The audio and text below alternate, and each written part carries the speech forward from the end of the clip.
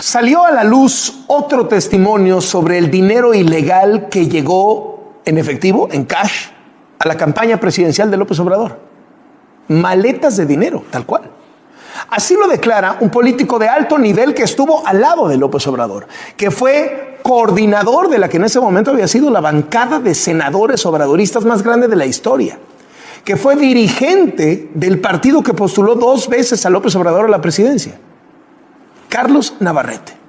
¿Se acuerdan que en Latinos presentamos videos que muestran cómo los hermanos de López Obrador, Pío y Martinazo, recibieron sobres amarillos con dinero en efectivo? El presidente respondió en ese entonces diciendo que eran aportaciones voluntarias de la gente a su movimiento.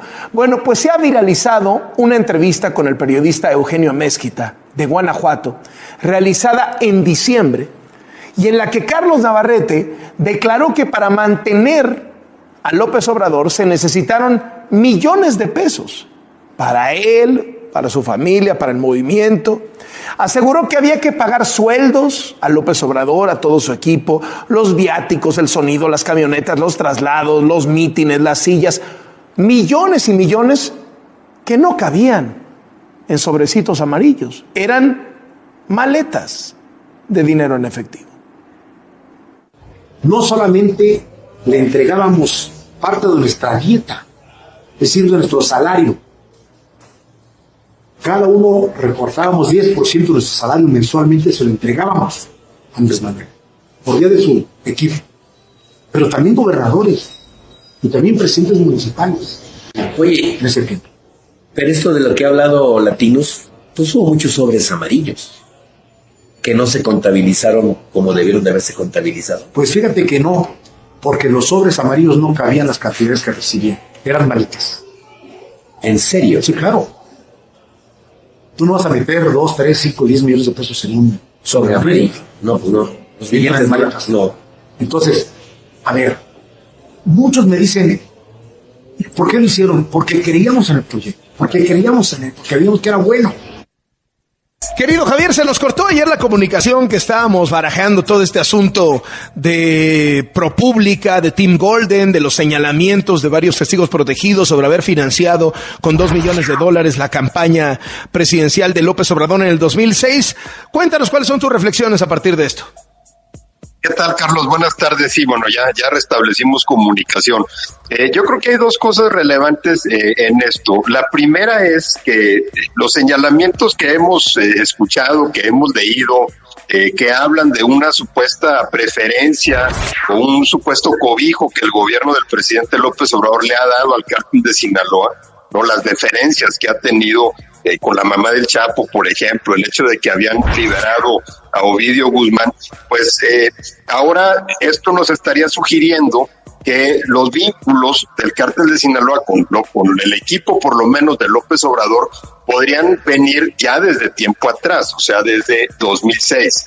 En ese sentido, ahí creo que es importante resaltar lo segundo, que es que este reportaje que habla de una investigación que habría realizado el gobierno de Estados Unidos tiene algunos elementos para pensar que sí había personas cercanas al cártel de Sinaloa en el entorno de López Obrador, y ahí es en donde la atención se ha enfocado en Francisco León, este empresario marmolero que fue candidato del PRD al Senado por Durango, el PRD que postulaba a López Obrador en 2006, que le inyectó muchísimo dinero a la campaña, pagó acarreos de miles de personas en ese mitin en el que se dice que supuestamente López Obrador habría hablado por teléfono con la Barbie, y que Francisco León tenía vínculos con Sergio Villarreal Barragán, alias El Grande, que en ese 2006 manejaba las operaciones del cártel de Sinaloa en la comarca lagunera y trabajaba para los Beltrán Leiva. Hay que recordar que esto fue en 2006, antes de que se fracturara el cártel de Sinaloa, o sea, antes de que los Beltrán Leiva se pelearan con el Chapo Guzmán, que El Grande y la Barbie también se fueran con Beltrán Leiva y que la Barbie se peleara después con Arturo Beltrán Leiva. En ese 2006 eran todavía un bloque. Entonces, la mención de Francisco León creo que es lo que hace algo que le da cierta credibilidad a esta investigación, porque está señalando a un personaje que estaba en el entorno de López Obrador y que ya se sabía que tenía ciertos vínculos.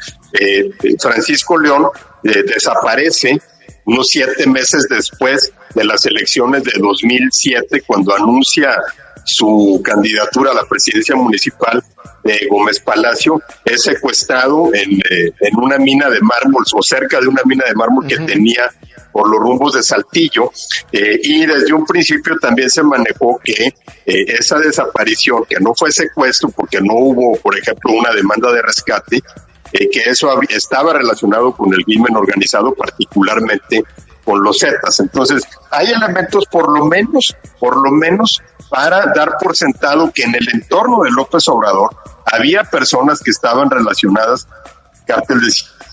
Y eso, en esa medida, pues es lo que le da sustento a esa acusación.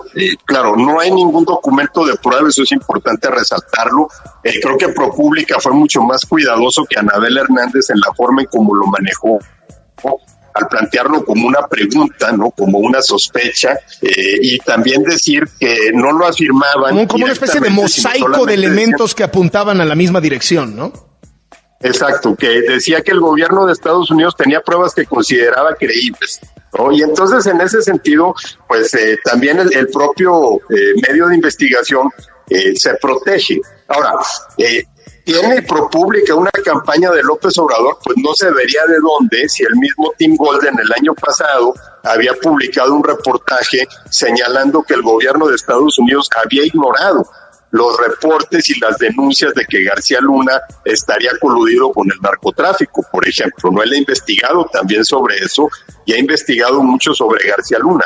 Fue ProPublica el medio que dio a conocer, por ejemplo, cómo mandos de la Policía Federal habían sido infiltrados por los Zetas y cómo agentes de la Policía Federal le avisaron al Z-40 que 2 de sus lugartenientes en Coahuila habían entregado a la DEA en Estados Unidos, lo que provocó la masacre de Allende en la primavera de 2011, ¿no? La venganza del Z-40 por esa deserción. O sea, vemos que ProPublica ha estado publicando de un lado y del otro. Entonces, en ese sentido, la narrativa de parte de Morena o del presidente de que traen una campaña contra él, pues en su momento elogiaron los reportajes sobre García Luna, ¿no? Si reconocieron entonces solidez periodística, pues no se ve cómo puedan cuestionarla ahora.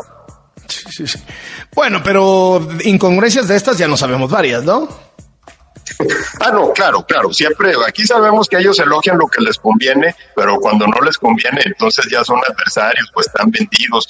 Creo que el presidente sí dio en el clavo, por lo menos en la sospecha de que en el gobierno de Estados Unidos le quieren meter un calambre, ¿no? Porque ya hemos visto que cada vez que hay cierta inconformidad en la DEA o en el Departamento de Justicia por la forma en que el gobierno de López Obrador está tratando al crimen organizado, está tratando a los cárteles de narcotráfico, pues se dan este tipo de filtraciones, ¿no? Creo que esa ya la conocíamos, pero pues también por lo menos nos hace pensar qué más no tendrán, ¿no? Ya sea sobre el presidente o sobre su círculo cercano. Estaremos al pendiente. Muchísimas gracias, Javier. Gracias, Carlos. Te mando un abrazo. Javier Garza, analista de este programa.